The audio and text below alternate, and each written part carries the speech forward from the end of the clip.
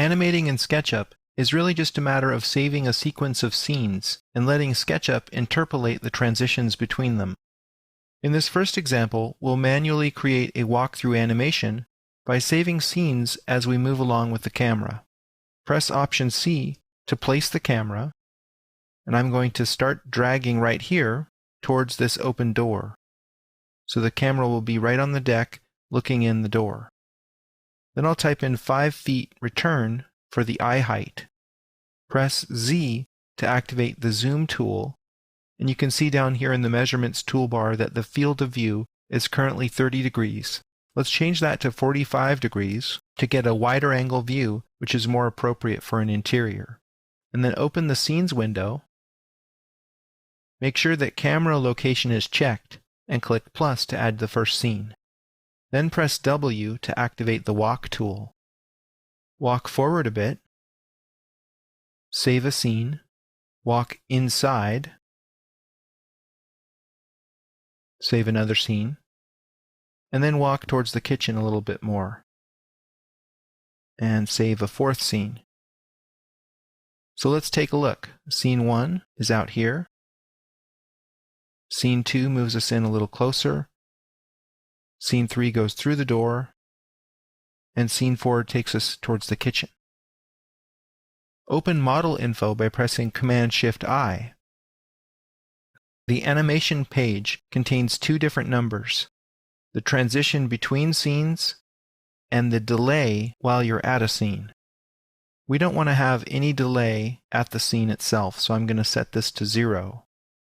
We have 4 scenes, so we have 3 transitions in between them.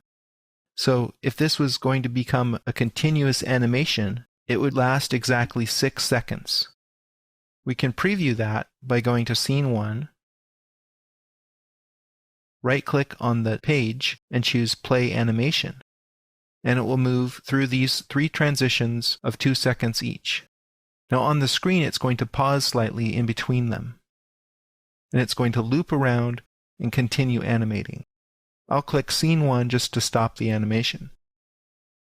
If you want SketchUp to actually interpolate between all of these positions in time, it's necessary to create a separate animation file, and you do that by going File, Export, Animation.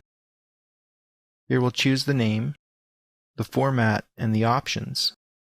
I'll just format it for the web so it's quite small. I'll anti-alias it so it looks a little bit better. And then Export. It takes a little time while SketchUp is saving each one of these interpolated transitions between the scenes to disk. When it's done, we have a QuickTime movie on the hard drive that we can play, and here's the result. It's much smoother than we get in SketchUp, but notice that as we move through the space, it kind of shifts its position rather suddenly right there.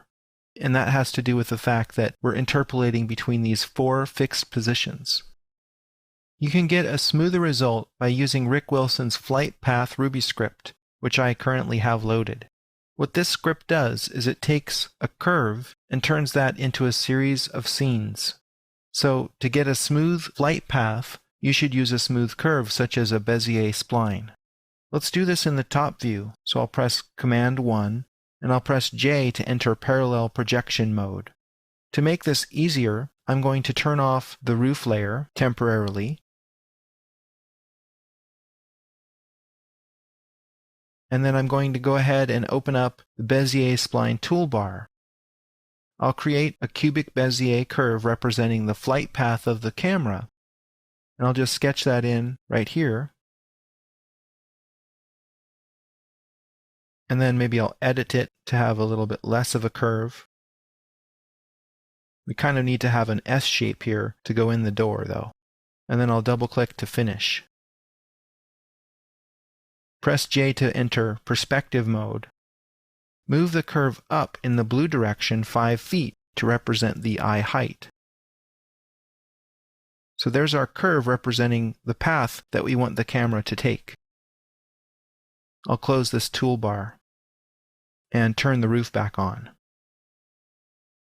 Right-click on the path and choose Flight Path.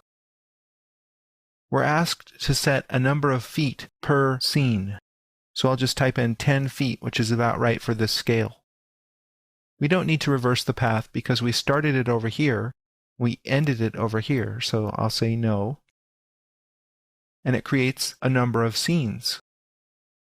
So we go through these scenes just like we did before, but Flight Path automated this according to the curve that we drew. So now we can create an animation by going up to the File menu and choosing File, Export, Animation. And we'll call this Glidehouse 2 and export it in the same way. In the end, the movie looks like this. It's smooth, but it's a little too fast. If we want to make the animation last longer, we have to go back into SketchUp, go into Model Info, and increase the transition between scenes here to a larger value.